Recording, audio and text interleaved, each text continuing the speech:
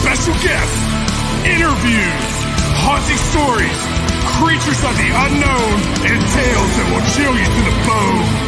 Brought to you by the UPRN Network and Pittsburgh Paranormal Society. Take a walk into the night with Shawn Kelly.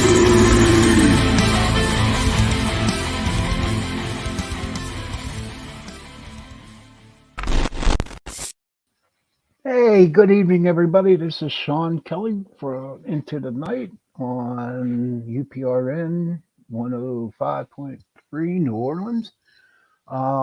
So you're not going to be able to see my face because my camera don't work. It went out on the last show, and so this is going to be weird trying to talk to a blank screen with this thing pulsating in front of me. So how is everybody today? Well, you know what? I'm doing okay today. I had a rough week, and then I was thinking about it. Because it's like all the crap that's happening in the world today. Hey, Rhonda, how are you? Thank you for watching. Sorry you can't see my beautiful face, but it's all this crap going on in the world today. You got the war over in Ukraine and you got the price of gas going up, and it just seems like it's like never ending, you know.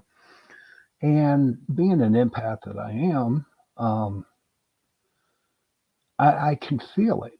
And sometimes it comes on too strong, the energies and with everything going on, I cannot stop it, and so I do get affected by it.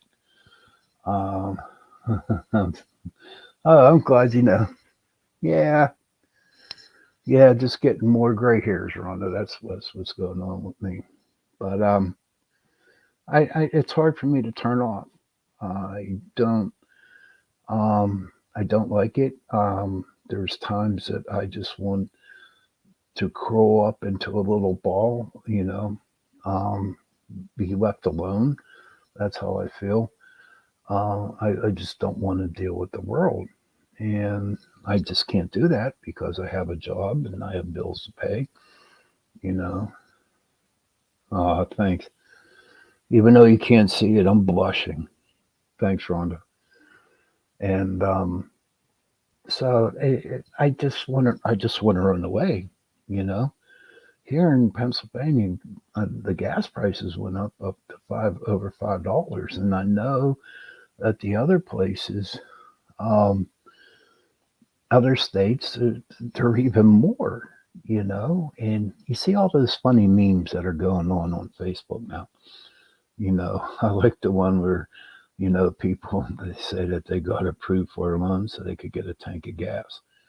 That's funny. Or the other one where it says, you know what? You saw a person put in $10 worth of gas, and you said to the person, "What are you doing? Going from pump 3 to pump 4?" I think some of them are funny, really funny. But really, it's like we have to do something about this. And what really, really, really, really really sucks is that this is something that we cannot control. And knowing me, before I got sober, I was a control freak. I wanted everything. I wanted to deal with what you had to do, what he had to do, what she had to do. I needed the control. And to me, this is like a real eye opening to me. I have learned that in today's world, into today's society, and all the crap going on, I have no control, and it was hard for me to actually get a grip on it. You know what I mean? And you know, I started to get humble. I really did. Um, I got humble with it, and then slowly but surely, I'm learning to accept this. This is a game to force our hand to move from fossil fuel to renewable electrical energy. That's true. Um, it ain't gonna happen. We'll be, you know, I do, you know, do see some things, and I think that until something happens in November of this year, um, I think we're just got to deal with the situation that's occurring now, Ron. Um, and I feel like it's going to happen, but learning not be able to control. It's like I got to ration my gas. I can't let my gas agree. I can't let my gas go below a half a tank. And I do a lot of traveling. Do a lot of traveling for work. I also go out and I investigate and I help clients, and that takes up gas. So, it's like I'm stuck between a rock and a hard place. But my mom did tell me one time, she says, you know what? We drive cars, we drive to work, we go places, we have to use the gas. So then we just have to deal with it for now. Um, but who knows what's going to happen?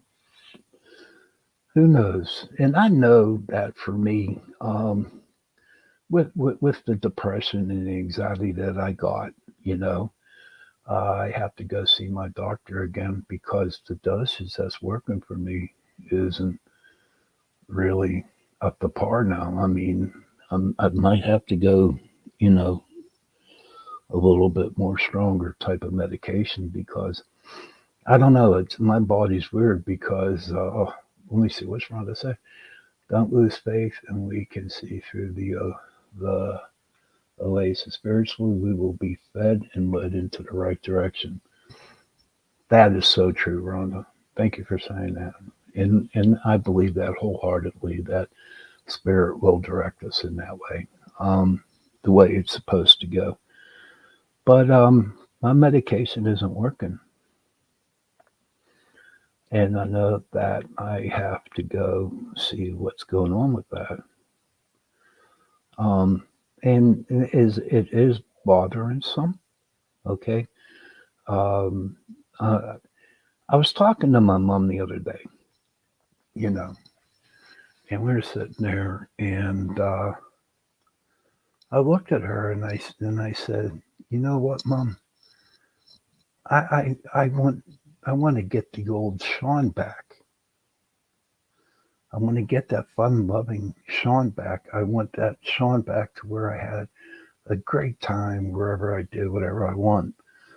And I really, really work hard on it, but you know what? It's not hard enough. And I try so hard to get back to that Shawn that I knew, and it's just draining. It's totally draining, and I get so tired. And so lately, it just seems like for the past year, I just been on a rut. It's like I go to work, get up, go to work, come home, eat dinner, take my nap, whatever, you know. What's kept me going though is my two radio shows, Chase and Prophecy, that comes on before my show, 9 to 11 p.m. Eastern, 8 to 10 Central, and then my show, So that keeps me going. It keeps me going a lot. And um, I'll be honest with you, there's sometimes that whenever Tuesdays come around, I I'm so tired, and I really really don't want to do it. But I know that I made a commitment to Jenny, and I know I made a commitment to UPRN, so I'm going to do it. So I might be dead tired, but I talked to my producer Joe, who's a very good person, and he just says, no matter how bad it gets, you just got to put on your game face and go for it. And that's true. And that's what I've been doing the last 2 or 3 weeks, just putting on my game face and doing it. And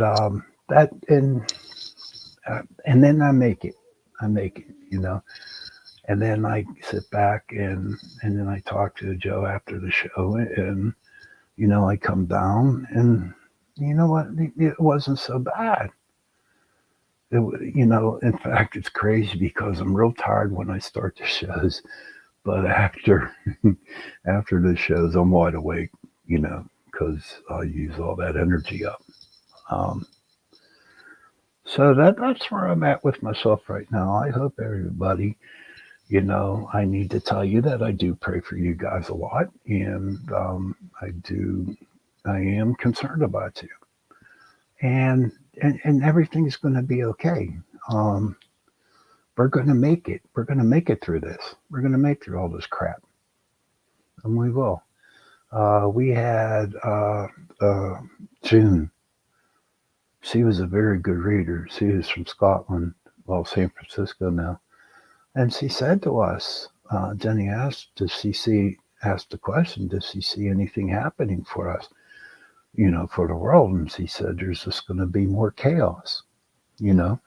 And Trish, she hit it on the head. She says, it has to get to the worst possible situation that the world could be in, and then once you get through that, and then all of a sudden things start to go pretty good. And who knows what's going to come out of this? For every bad thing that happens, there's always something good going to happen.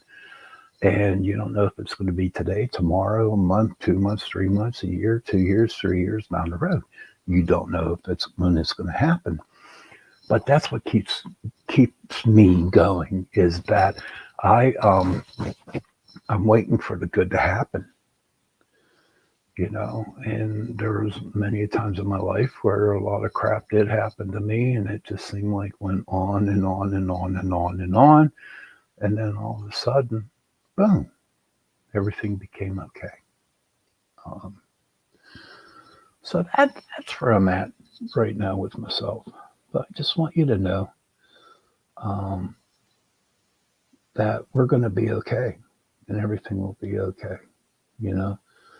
Um, and I'm going to start saying this on my show because it really helped me out, and I hope it helps you out. But, you know, mothers and fathers, give your children a hug and tell them that you love them. And children, give your parents a hug and tell them that you love them, because we need to hear that, both the parents, and the children. So, just give them a hug and tell them you love them. That goes a long, long way. So, a couple of subjects that I want to talk about tonight. As you know, right, that next Thursday, St. Patrick's Day, my holiday. According to Ancestry.com, I'm 94% Irish. I am 94, and I think I'm 1% Polish, and the rest 5% I'm Scottish English. So yeah, I come from the Emerald Island. And so I remember my St. Patrick's Day when I was growing up. We would always dress in green. Um, we'd go down to the Irish parade down in the city of Pittsburgh, which was fun. And then we went to Irish parties, and as years went on, I started to go to, Irish parties at bars, and it seems like to me St. Patrick's Day is a day where everybody of all nationalities are Irish, and that's okay, you know. Um, I I have noticed this a lot, is that whenever you go to like an Irish dance or a bar, or even Cali dancing, you see everybody dressed up in green, and kiss me, I'm Irish, Aaron go bra, all that other crap going on up there, and you go up to them, and they're a different nationality, which is all cool. You know what I mean? Because, like I said before, St. Patrick's Day is the day everybody is Irish. Now, if you look around the room and you see people not all dressed, might have a little green shamrock on, or maybe a band, armband or something, and wearing blue and green and brown and all the like earthly colors. They're Irish. They're Irish, and that's okay too. It's just a really, really good, very, very lovely, happy, a good day. It's a good day to be Irish. So, and it's good to see people having fun. I know last year it was tough because that's when that awful disease that I'm not allowed to say that word here on here. I can get in trouble, and I don't want to get the station in trouble, so I won't say it. But that's when crap hit the fan, and it wasn't a good St. Patrick's Day last year. It was sad,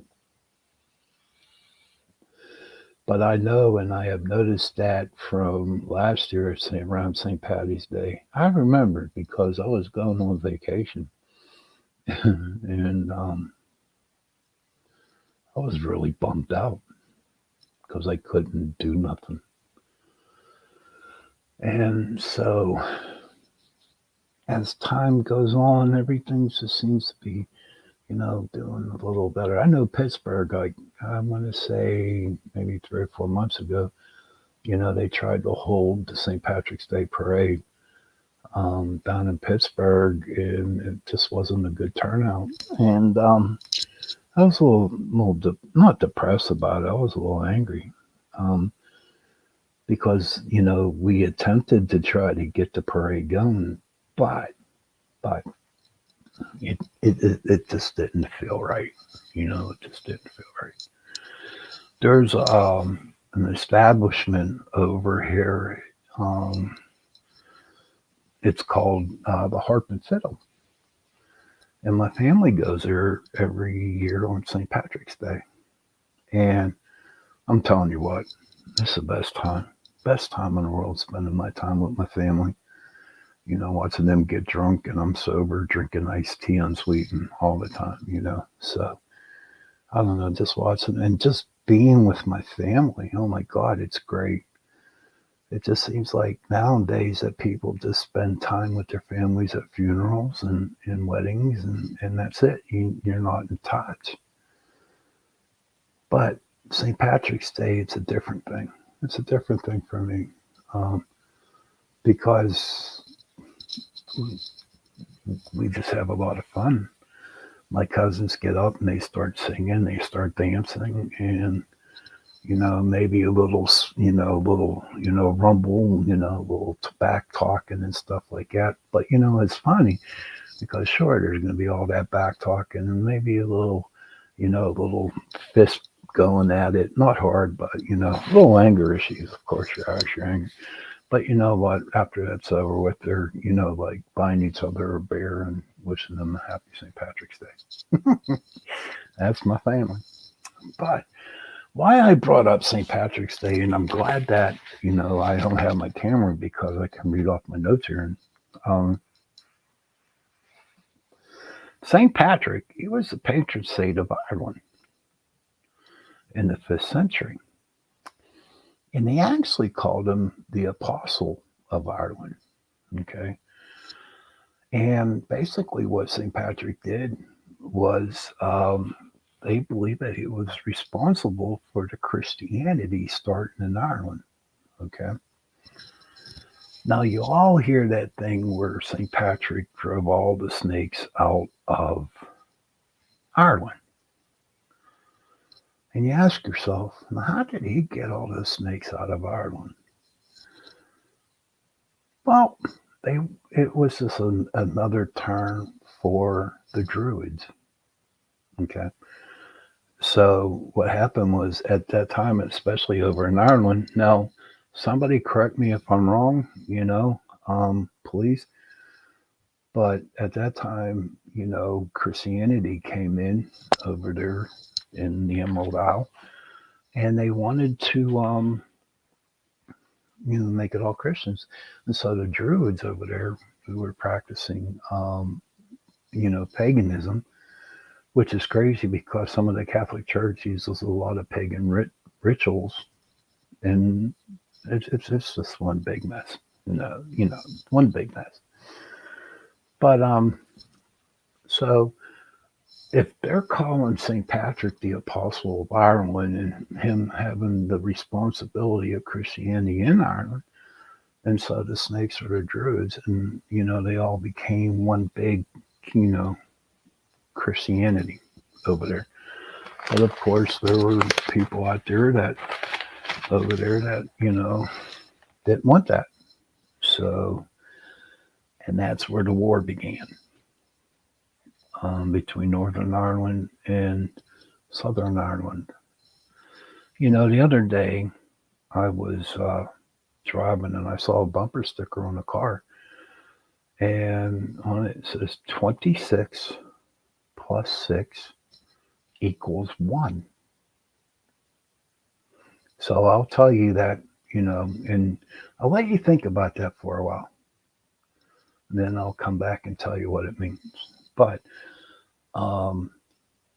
26 plus 6 equals 1. And if everybody has the answer, please put it in the comments and tell me, or send me a message on the Pittsburgh Paranormal Society channel page, and we'll see what happens.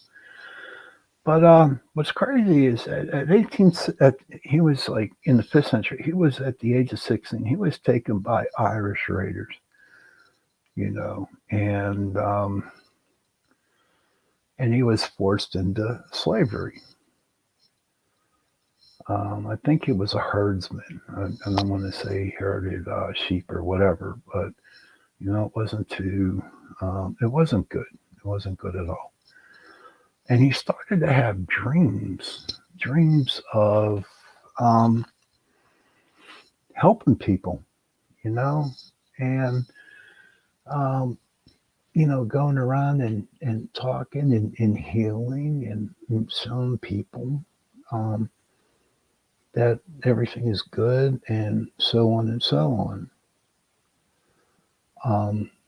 And he was a very, very humble man. Now, since St. Patrick's Day is next week, right, I figured I'd just get this little bit of information to y'all, and I will come up with the conclusion next week on it. I don't want to keep you in suspense. But I think everything, looking forward to St. Patrick's Day this weekend. Well, not this weekend, I'm sorry, the following weekend. So anybody out there, if you want to get on the comments here who's listening to the show, how do you celebrate St. Patrick's Day? What do you guys do?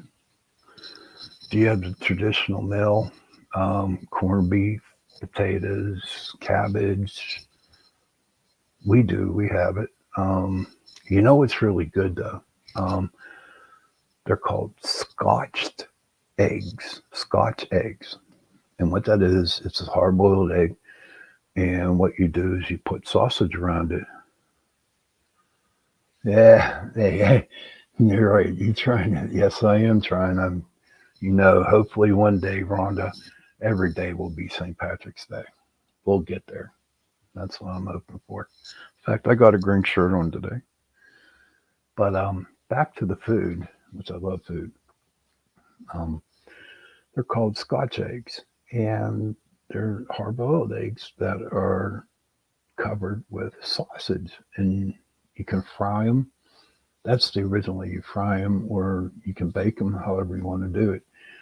But oh my God, are they so good? And the recipe is so easy. You just get like hard-boiled eggs, and you get your favorite sausage, and you wrap them. You wrap the sausage around the egg, and you bake them or fry them, however. And oh my God, are they so good? Oh wow, I can eat a lot of those. But that's what I like. And I don't drink no more. You all know I'm sober, but you know, I I just watch other people getting drunk, and I say to myself, you know what, I can't go back to that because you know why? I'll tell you why. I'll tell you why I wouldn't go back to drinking. A, I enjoy life right now, but also, okay, I look at them and I say to myself all the time, I'm like, do I really, really want to go back to drinking again? And you know what? I don't. Because to be honest with you, everybody out there listening, um, if I drank again, I wouldn't be on the show at all. I don't know where I'd be. But but that's here and there or whatever. But you know what? Hey, I'm still alive today and I didn't take a drink. So everything's going on pretty cool. Um, so that was what I mentioned about St. Patrick, like I said earlier, just a little bit of taste, a little bit of background. And next week, I'm going to talk a little bit more about them, you know, and maybe come up with a second program or the second episode or whatever. I don't know. Um, do I believe in leprechauns? Yes, I do. They do exist. Do I believe in fairies? Yes, they do exist. You know, I remember this one time, and I'm sure I told this story a while back, but I'll just like to mention it again. Um, One day, um, when I was divorced, I was living over in Pleasant Hills in a big apartment complex, and what they did was that they put out these gardens, the real big gardens. So one day I took out my son just before evening. We sat there and we sat there and talked and we just looked at the garden, and he was telling me the different types of fruit and vegetables that they were growing in there. And he was about 6 or 7, so he's still a little bit young. And all of a sudden, we saw these little bright lights, just you know, going in between the garden, in between the leaves and the plants. And I was like, "Wow, what's this?" I see all these little sprites, and he saw them too, and he saying, "Daddy, Daddy, they're lightning bugs." I said, "Paul, it's too early for lightning bugs." And so we just it was like a light show. It was a pretty cool light show, you know. Um, and so the next morning I go back out to the garden. Oh my God, he, there was a fairy wing or a fairy ring. It was a perfectly round circle of mushrooms. And I was like, wow, that was so cool. And no, I didn't take a picture. All I had was a pager. And I didn't have no, who remembers pagers? Oh God, pagers. I wasn't really big into the cell phones back then, but it was a beautiful round circle of mushrooms. And that they are called fairy wings. Ah, that's cool. Yeah, do you still have yours, Rhonda? I don't. I don't even know they exist. They're probably like in the Smithsonian Institute. But yeah, that's my fairy story. And whenever I go gold prospecting too, I see little things. Um, I see little things, little people going in and out of the trees, and all kinds of different things. You know, now you all might think I'm nuts by saying this, but ever since I started, experience paranormal and everything else and studying it, it just there's more stuff that becomes really, really became clear to me, and I learned a lot, and you have to see it with your own eyes. Okay, this is the 21st century, so people are really, really open minded now, which is cool. Um, so that is like so cool. Blowing that, Rhonda, do you believe in fairies? Let me ask you that question. Do you believe in fairies and leprechauns? There's this one place down in North Carolina that I go gold prospecting, and they have a wooden bridge. Okay, and the first night we were ever down there, I swear to goodness, I swear to God that I thought I saw a troll underneath this bridge because it's that type of bridge. And North Carolina is such a beautiful, beautiful state. The people are wonderful down there. The scenery is gorgeous, the trees, everything. And when I'm down there, and I'm sitting out in the woods, okay, or down by the creek panning my gold, I just sometimes sit back and take a seat. My mind is open, but never gave fairies and leprechauns any thoughts. Give it a shot, my dear. Give it a shot and see what happens. Um, they do exist, but that's only me. That's how I am. They exist. Maybe one day you'll see one, buddy. But I'll just sit back and I listen to nature.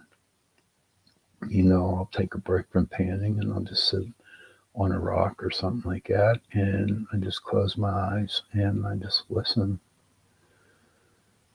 Oh, there's a ton of stuff, Rhonda. Ton of stuff. A lot. Bigfoot, cryptids. But I'm going to try to make this a happy show. So we can talk about that on another week, not another night. But no, and I sit back and I watch the trees and and close my eyes and I just listen. And it's just a wonderful, wonderful, um, serene moment, you know. Um, if it's windy out, you can hear the leaves hitting off the trees.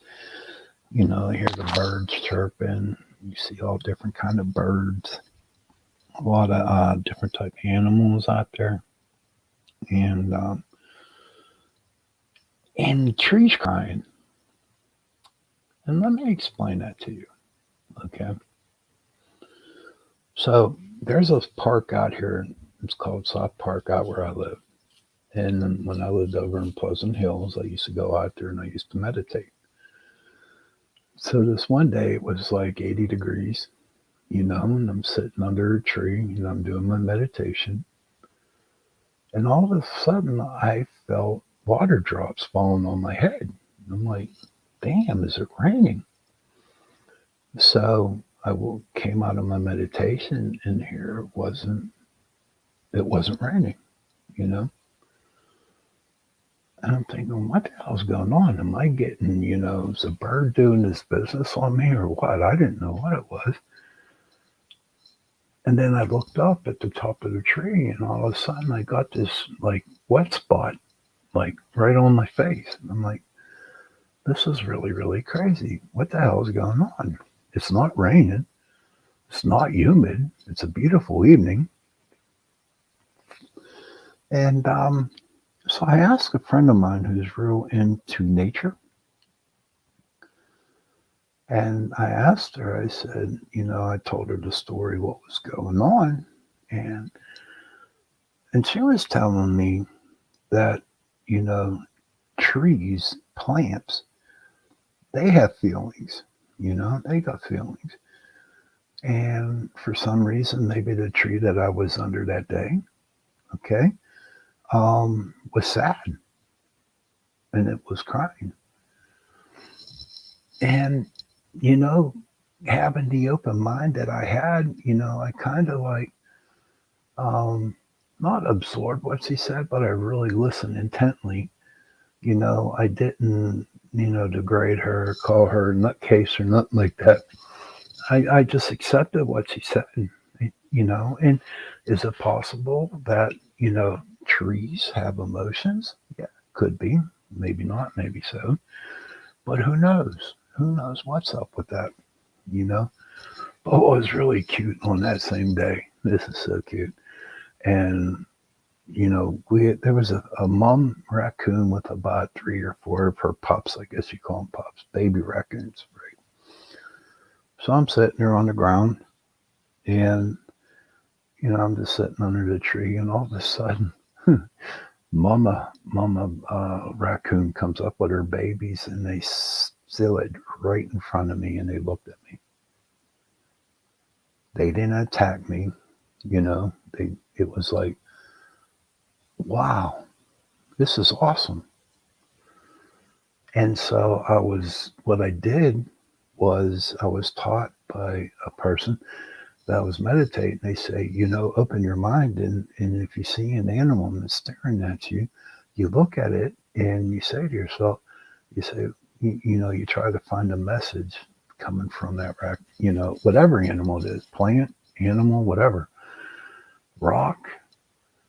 And you look at it and you open your mind and the answer I got in my mind, the first thing that came into my mind, right, was, hi, Shawn. Thank you for being you. And after I heard that, they walked away. It was eye opening. It was really, really eye opening. And that's how I am. And this happened like holy crap, about 20 years ago, maybe, 25 years ago. And it just seems like every year I experience more stuff. Okay. And it's cool. And I'm enjoying it. For me, I do not question anything anymore that is weird or unusual. I look at it as a lesson that is being taught to me, or there is a message behind the situation that had occurred. So, as you all know, I was talking about, meditating, being under the trees, and checking out the raccoons and stuff like that coming up, talking to me, comes to my next topics that I want to talk about. And what I want to talk about is that, like a couple of weeks ago, I told you that I was into the animal medicine cards. And so today I thought I'd, pick like five animals that we can talk about today. And they randomly, what I like to do is have the book close, and whatever page I open up to, that is the animal that I'm supposed to talk about today. Okay. Now, whoever's listening to this show, maybe you might need to hear this or not. Maybe it's an answer that you were searching for. But these are the animals that I picked out of the book by just opening them up. And the first one that I picked up, it was an elk. Mm-hmm. It was an elk. And I checked out the book, and the elk is Statama. Okay. And what the elk medicine teaches you is that, you have to pace yourself. If you are on a journey to accomplish something in your life and you got the elk should be hanging around you, because you have to pace yourself. Because if you rush into getting to where you need really quick, you're going to tire yourself out. And so what happens is, you rush through it, you find out what you need, you ran and you go and you do it. But you know what? You're too tired to enjoy what you accomplished to get. So, with the elk medicine card, the elk like to keep a pace. Take a pace. Do it at a pace. Do not rush. And sure, it's going to take a little bit longer to get to where you need to be or where you want to be. But when you get there, you won't be tired, and you will be able to enjoy what your accomplishment was. So if anybody up in Canada or here in the States, whatever, if you see an elk, that's what, that's why that elk is presenting itself to you. Okay. It's trying you to slow down and pace yourself to get to the goal where you need to be so you can enjoy it. And so the second animal that I choose from the book, I didn't choose, but the book chose for me, was the snake. And that is transmutation. That's what that medicine's all about. Okay. And with the transmutation, it's like whenever, you're just like going through life, blah, blah, blah, and, you're doing this and you're doing that. You're like on, just being on a straight path and not getting adventurous or nothing like that. The snake comes in, and snake, they shed their skin. Okay, they shed their skin. So as you're moving on, you start, shedding your skin, and all of a sudden your skin is gone. And so there's a brand new person. And the snake is accepting all aspects of your life, except the things you cannot change. That's a good serenity prayer. But just accept things on your everyday life. Accept it. Accept it. Enjoy it. You don't need to enjoy it, but when you shed, you start a brand new life. It's funny because I look at the medicine cards in the books and the meanings, and every animal, okay, that comes up, it's like a transmutation. It's like, out with the old and in with the brand new.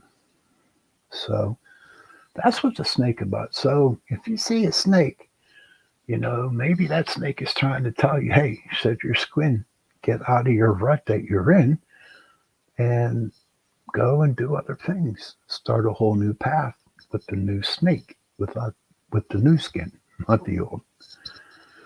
The other one, oh, I'm sorry, I only got 4 tonight, but the owl came up, okay.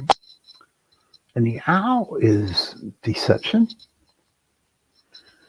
And I'm going to have to get my book open up for that one because it was pretty interesting when I was reading about it. I love owls. I really do. Owl is good medicine. A lot of people, they call owls, for deceitfulness. Oh, here we go. Where are we at? Yeah, where are we at? Okay. I'm getting there, ladies and gentlemen. I'm getting there, ladies. Tell me what you all think about owls. Uh-oh. Rhonda just said owl.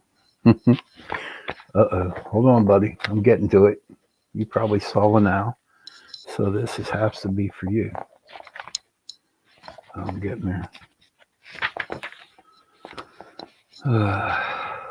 I should have these marked off the next time. Let me see what the owl's for you. Okay, maybe I'm not supposed to tell you what the owl is. I don't know.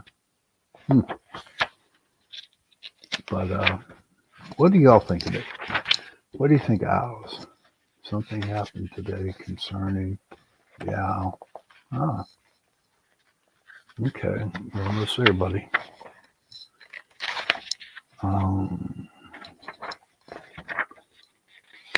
We're there, but it won't open up. Okay, the owl's deception. This is for you, Rhonda, about the owl.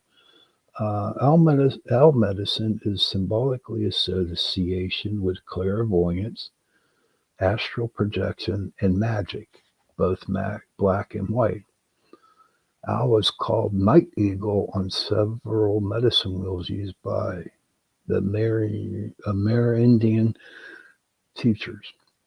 Traditionally, the owl sits in the east, the place of illumination, since the immortal humanity has been afraid of the night, the dark, and the unseen, waiting fearfully for the first crack of morning light.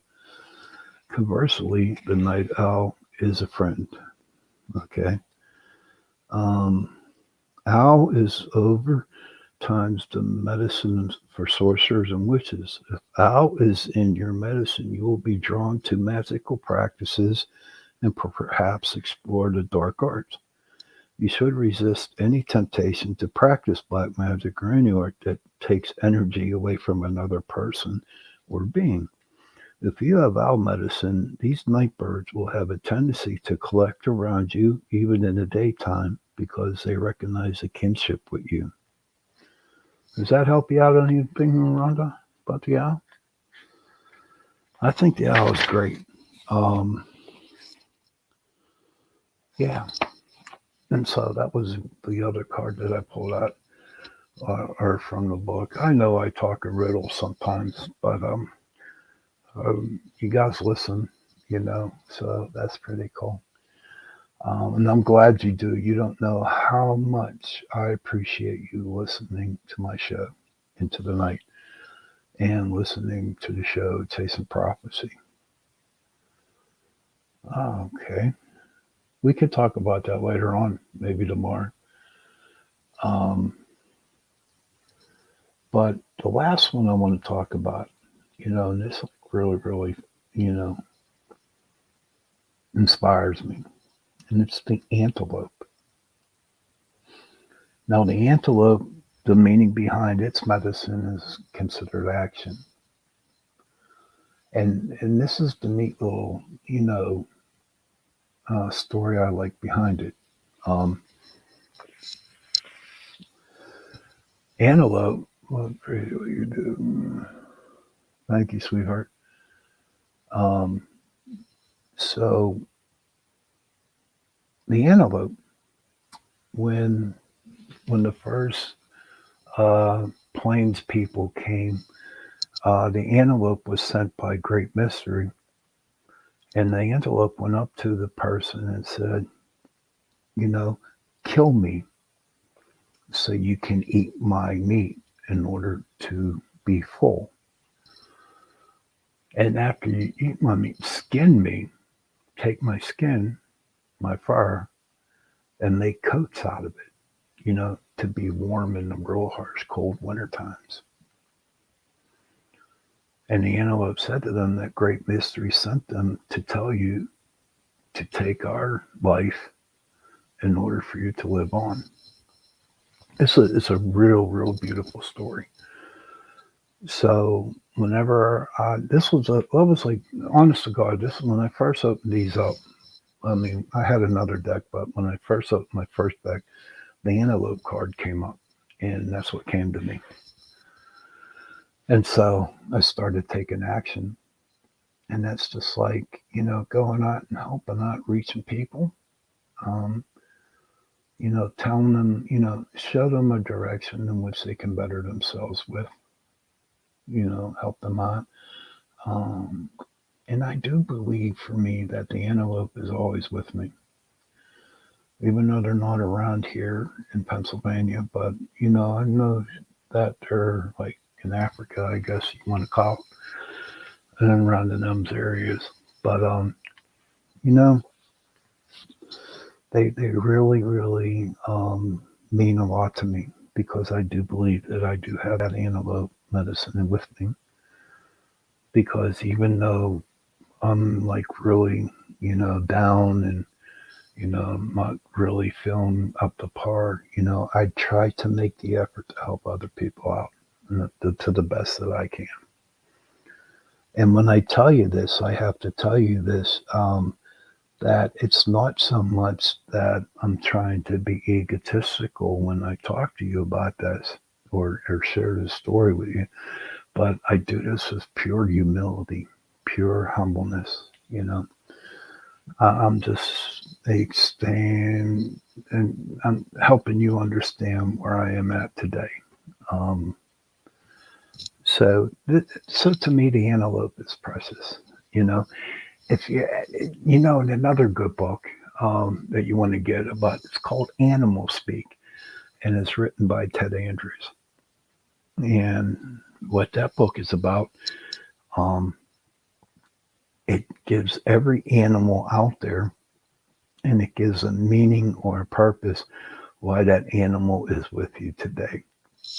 So wherever you live, if you come across an animal, a cat, a dog, a deer, bear, elk, whatever, you know, get your phone right away and Google it and say, like, you saw a bear. Um, and you just Google that and you're just like, okay, why is the bear here with me? And it will give you the reason why you were showing that bear today. But you know what? It is that time to go. I'm at the 50-minute mark. I want to thank Rhonda for talking to me today in the show. Um, I want to thank Joe for producing the show for me, and I just want to give a big hug to all my listeners out there. Last week I broke a new record, you know, for people listening to my show, and I'm so grateful for that, really. And next week I'll be here. Who knows what I'm going to talk about next week? Oh, we know one thing. We'll probably talk about St. Patrick again and maybe a couple more animals, but maybe something will come up that will be okay. And we'll see where it goes. Okay. So until next week, everybody enjoy your evening. Thank you for listening. And please remember, tell your parents, I love you. Children, tell your parents that you love them. And parents, tell your children that you love them. And give them a hug. A hug won't hurt. Good night, Rhonda. Good night, everybody. Happy hunting.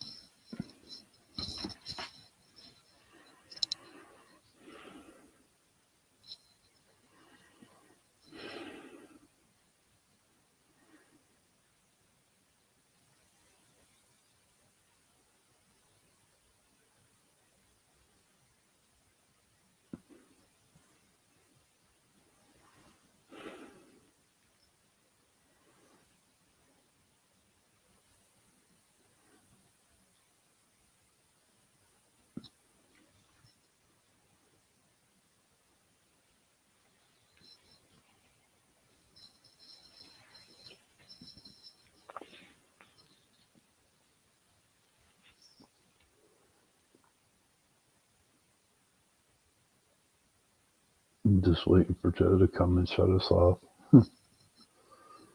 So, again, I hope everybody has a good week and and they get what they want. You know, everything will be okay. Everything will be fine. We're going to make it. Life can only go up, you know, life can only get better. But you know what? We have to make the effort in order to get there, you know, and just accept people for who they are and what they're dealing with because a lot of people don't know what is happening and with them and they need help.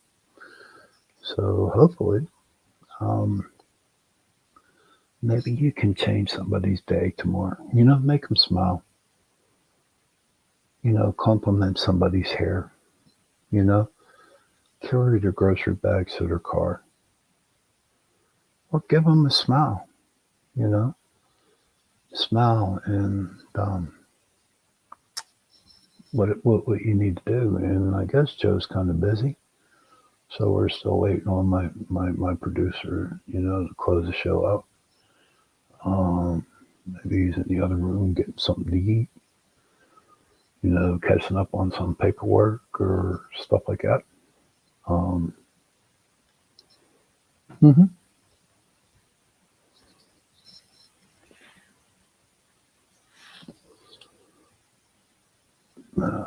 Okay, so we're still there.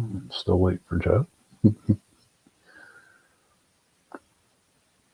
So, good night, everybody. We'll talk to you later. Bye bye.